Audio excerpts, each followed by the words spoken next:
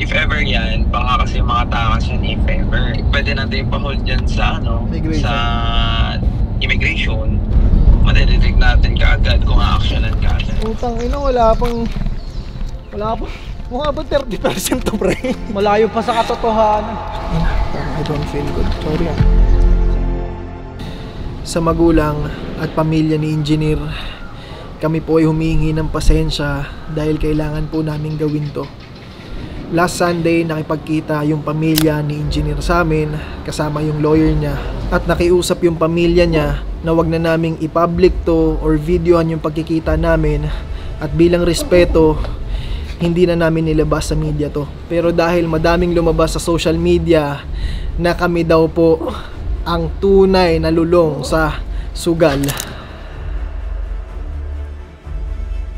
gawa-gawa lang daw namin itong storya na to, kaya po kami napilitan na ilabas to.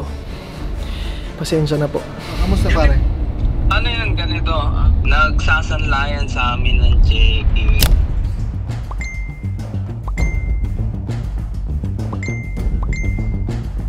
Tsaka nakikiusap sa amin yan. Sabi ko, hindi ako tumatanggap ng checking hanggat hindi yan alam ng may-ari. And then, nung sinabi niya, hindi, kayang bayaran to ng boss ko, ganito, ganyan. Magbibigay pa si Boss Bon sa amin. Kaya sabi ko, possible, mababayaran ko kayo kaagad. Sabi ko naman, balikan kita. Sabi ko, kasi I try to confirm kung totoo yan sinasabi mo or hindi. Kasi gumanan na kami. Kasi ang sinasanla niya sa amin, tatlong chill na tayo. Oo.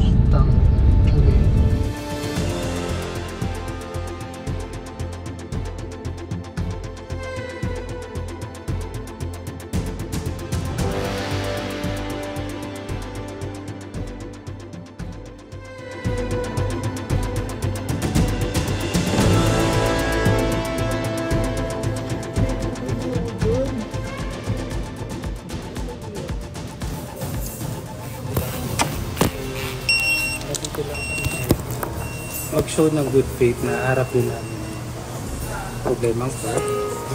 Sa amin lang is nabigla din kasi yung family niya. Hindi rin nila alam until mapanood nila yung live reserve niya. So, nabigla sila, so kailangan nila ng time para makapag-usap, masisettle yung problema. Okay. Ganito lang. I don't think you can do it anymore. No? Naban mo ng project, marami kang hindi na-comply. Walang building permit. At subcon ka, hindi binabayaran sa subcon mo. And practically, from the very beginning, duda na ako yung intention mo, Mike. First time nakaharap kita.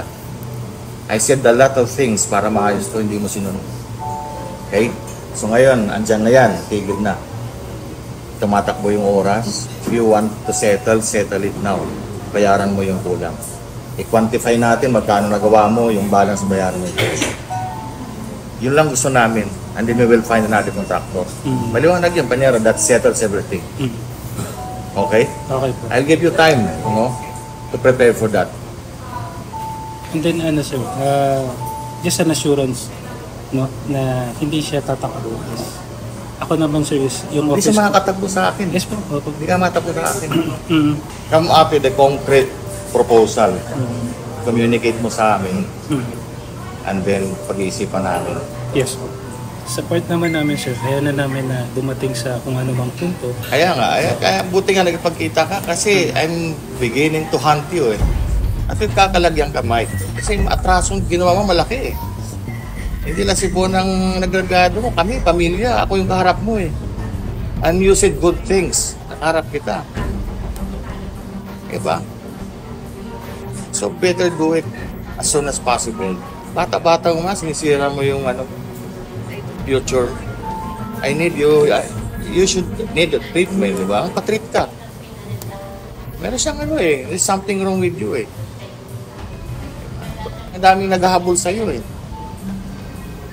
Paano yan? Ay, ang daming naghahabol sa'yo. Baka ulanin ka ng waran dahil nung iniwanan ng check na fake. Bali, sir, yung buong family niyo is nagtutulong-tulong. I hope kasi And dinadamay yung pamilya mo. Dream house nila yan. Every day of the event, of all the events, nandun kayo, you're part of the group. At mataas ang pagtingin namin sa'yo dahil you are aspiring to be a good contractor. I've seen a lot of red flags. Yung sabi ko kay Bon noon pala. Pero sabi niya, bigyan natin benefit of the doubt. At siya nag-prevail. Okay. So, yun lang po. We want to make sure na, or rest assured na wala kang tatakbo din. Hindi ko talaga maiwasan mag-isip from the beginning. May bad faith ka. Binibigyan ka ng Bon ng benefit of the doubt. Kaya bata, pareho mga bata. Sabi ko, sige, it's up to you. It's your decision.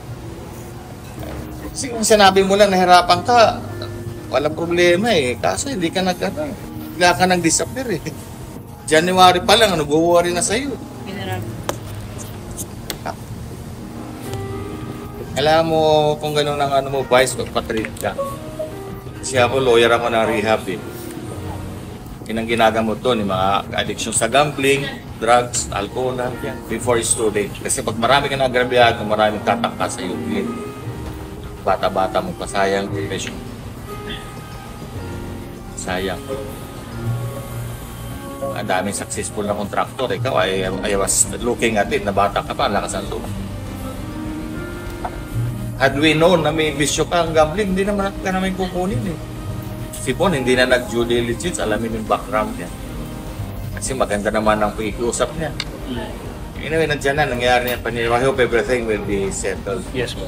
I will facilitate. I really turn emotional and angry kasi kadugo pa nung pamilya ko si Bon. Dudurugin ko pa yan. Dudurugin ko pa yan. Hindi ka makontak si Mike eh. Wala naman yung magagawa, di ba? Pag dinurog kita, pare, ano na yung karma ngayon eh, digital na eh. Tangay ng tiwala mo. Tinalikuran mo. Tangay, nag-usap tayo pero mata sa mata, sinaksak mo ako. Dudurugin kita. Promise, pare. Gano'n na lang. Tapos na yan, Bon. Pag na-settle yan, everything will be quiet. Okay? Bon will pursue his dream na magawa yung bahay na yun. Yun lang. Gano'n lang. Katalikuran natin ang problema yan. Dadala sa buhay natin yan. May solusyon naman, di ba? No matter how bad the situation right now, I think it will change for the better. Ayusin nyo lang.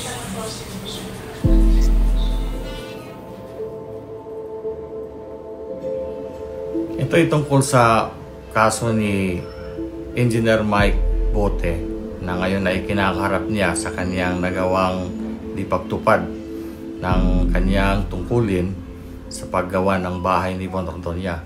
Siyang napiling kontraktor ni Bon at last year, sometime last November, napagkasunduan na nila yung nasabing construction project. Sabi ni Bon Ordonia, nakapagbigay na siya ng halagang 8 million pesos kay Engineer Mike Bote.